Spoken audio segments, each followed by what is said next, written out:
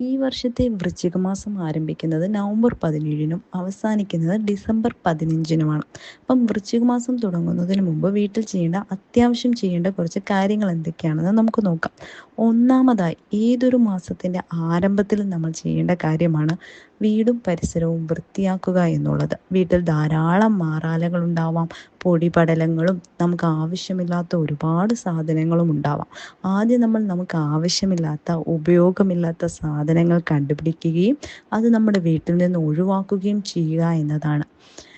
വീടും പരിസരവും പൂർണ്ണമായും ശുചിത്വമായിരിക്കുക എന്നുള്ളത് വൃശ്ചിക മാസത്തിൽ ഏറ്റവും ഇമ്പോർട്ടൻ്റ് ആയിട്ടുള്ള കാര്യമാണ്. അപ്പോൾ നമ്മൾ തുലാമാസം തീരുമ്പോൾ തന്നെ ഈ ഒരു കാര്യം ചെയ്യാൻ ശ്രമിക്കുക.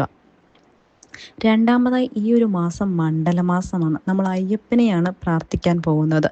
അയ്യപ്പൻ്റെ നാമജപം അത്യാവശ്യമാണ്. നമ്മൾ ധാരാളം പാട്ടുകൾ അയ്യപ്പൻ്റെ കേൾക്കുമെങ്കിലും സന്ധ്യാസമയത്ത് നാമജപം അത്യാവശ്യമായതുകൊണ്ട് തന്നെ അയ്യപ്പൻ്റെ നാമപുസ്തകങ്ങൾ മേടിച്ച് ശേഖരിക്കുക എന്നത് അത്യാവശ്യമാണ്. അപ്പം ചിലരുടെ കയ്യിൽ ഓൾറെഡി ഉണ്ടാവും.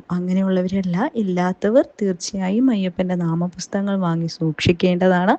ഇതൊരു മണ്ഡലമാസം ആയതുകൊണ്ട് തന്നെ നമ്മൾ മത്സ്യമാംസാദികൾ നമ്മുടെ വീട്ടുകളിൽ നിന്നും കഴിവതും ഒഴിവാക്കി നിർത്താൻ ശ്രമിക്കുക. ചിലർക്ക് കഴിച്ചേ പറ്റൂ എന്നുള്ളവരോടല്ല, അല്ലാത്തവർ തീർച്ചയായും ഈ ഒരു സാധനം വീട്ടിൽ നിന്ന് ഒഴിവാക്കി നിർത്തുക. ഒരു മാസക്കാലം പൂർണ്ണമായും ശുചിത്വത്തോടെ നമ്മുടെ ആരോഗ്യം, നമ്മുടെ മനസ്സമാധാനം, നമ്മുടെ സന്തോഷം, ഇതിനെല്ലാത്തിനും വേണ്ടി നമ്മൾ അയ്യപ്പസ്വാമിയെ പ്രാർത്ഥിക്കാൻ പോവുകയാണ്. അപ്പം അയ്യപ്പസ്വാമിക്ക് ഇഷ്ടമല്ലാത്ത കാര്യങ്ങൾ നമ്മൾ ചെയ്യാതിരിക്കുക എന്നതാണ് ഏറ്റവും കൂടുതൽ ശ്രദ്ധിക്കേണ്ടത്.